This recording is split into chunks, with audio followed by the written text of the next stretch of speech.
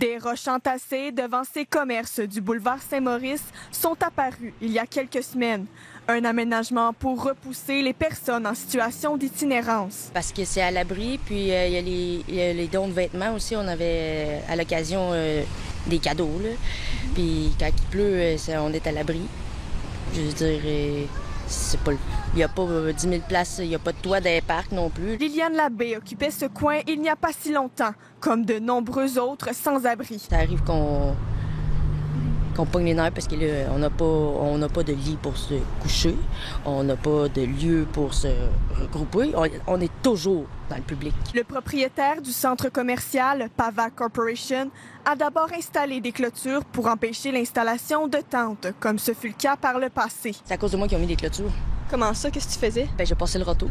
Je m'installais sur le gazon. Les aménagements hostiles sont répandus dans les grandes villes, mais c'est une première à Trois-Rivières. Qu'est-ce que vous en pensez? Je trouve ça triste, mais je comprends quand même que le commerçant voudrait garder l'endroit attrayant, mais il faut trouver un autre moyen que de juste déplacer les gens. Ils sont tout le temps là. C'est sûr que bon, la business, côté business, c'est pas super. Mais tu sais, c'est quand même des humains. Je trouve ça ridicule. Pourquoi? Premièrement, c'est pas beau. C'est laid. Puis deuxièmement, si c'est les seules places qui ont allé, pourquoi pas le laisser, ça? C'est vraiment une guerre, dans le fond, là. C'est la guerre. À l'heure actuelle, l'entreprise Pava Corporation n'a pas répondu à nos demandes d'entrevue. Ici, Eliane Doucet, Radio-Canada, Trois-Rivières.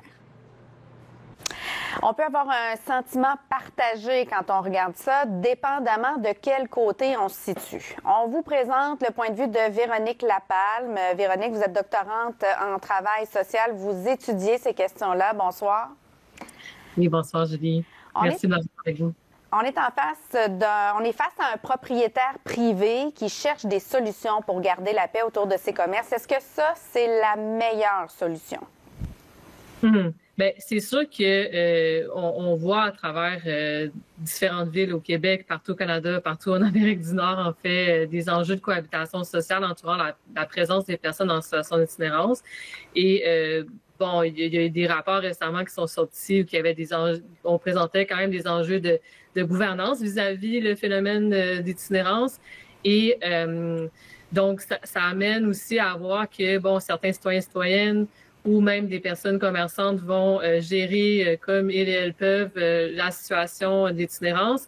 En même temps aussi, d'un autre côté, on peut se poser la question à savoir est-ce que les personnes en situation d'itinérance ont droit d'occuper l'espace public puis ont droit aussi à une certaine présence dans l'espace public par rapport aux personnes domiciliées. Mm-hmm. Et oui, donc on repousse ces personnes-là qui cherchent des lieux publics, mais surtout sécuritaires pour vivre. On le voit, à cet endroit-là, il y avait un abri, un toit, donc à l'abri du soleil, à l'abri de la pluie aussi. On sait aussi que la réponse, c'est les logements abordables, mais sinon, à court terme, qu'est-ce qu'on peut faire? Mais c'est une excellente question, puis je pense que c'est des éléments notamment que à travers la recherche avec Architecture sans frontières, mais aussi d'autres chercheurs, chercheuses, même à l'intérieur de ma thèse à moi, je m'intéresse à voir comment on peut atténuer certaines tensions qui sont présentes dans l'espace public par rapport à la présence des personnes en situation d'itinérance, puis je parle aussi des campements et tout. Donc, c'est quoi les irritants? Comment on peut améliorer la situation? S'il s'agit, par exemple, d'avoir des gens qui sont forcés à habiter dehors, qui consomment, qui s'injectent ou qui font leurs besoins à l'extérieur parce qu'on n'a nulle part autre où aller faire leurs besoins, ou si justement ils traînent beaucoup d'effets personnels, c'est de voir est-ce qu'il y a des centres de consommation qui pourraient être à leur disposition, des casiers aussi pour ranger les effets personnels, installer des toilettes sanitaires, de l'accès à de l'eau, etc. Donc, en attendant d'avoir peut-être un peu plus de logements abordables, et comment on peut vivre tout ensemble, puis c'est aussi dans la dignité puis le bien-être des personnes en situation d'itinérance.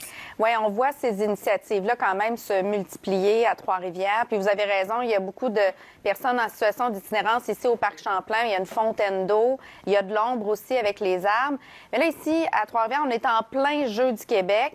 Et ce qu'on a appris, c'est qu'on a ouvert pour eux la halte douceur de 16h à 19h pour justement leur permettre d'aller manger, d'aller se rafraîchir. Et on le fait déjà pendant la période de canicule. Mais là, en plein jeu du Québec comme ça, est-ce que ça envoie un message qu'on ne veut pas les voir peut-être durant une période où il y a beaucoup d'achalandage au centre-ville? Mm-hmm.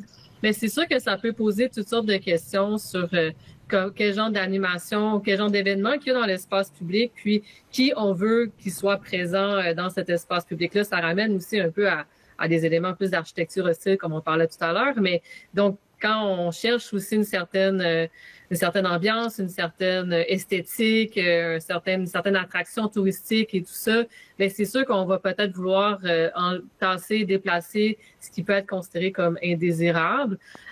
Pour ce qui est de la halte douceur, je trouve que c'est une excellente initiative que ce soit ouvert. En même temps, ça devrait être ouvert à l'année longue et tout, et pas uniquement pendant les Jeux du Québec, mais ça, c'est mon humble opinion. Mais en même temps, la halte douceur, si on leur permet d'y aller, c'est peut-être aussi pour eux, leur permettre de se soustraire au va-et-vient qu'il va y avoir en ville, peut-être à du stress supplémentaire? C'est possible. C'est sûr que ça dépend vraiment d'un individu à un autre. C'est des personnes en situation d'itinérance qui ont différents vécus, ils sont habitués à différentes ambiances et tout ça. Pour certaines, ça peut être une occasion aussi d'être dans l'espace public et de demander de l'argent, de faire un peu de revenus et tout. Pour d'autres qui aiment peut-être être plus en retrait. Donc, ça peut vraiment varier d'une personne à une autre. Madame Lapalme, merci beaucoup d'avoir pris le temps de nous éclairer ce soir. C'est un plaisir. Merci.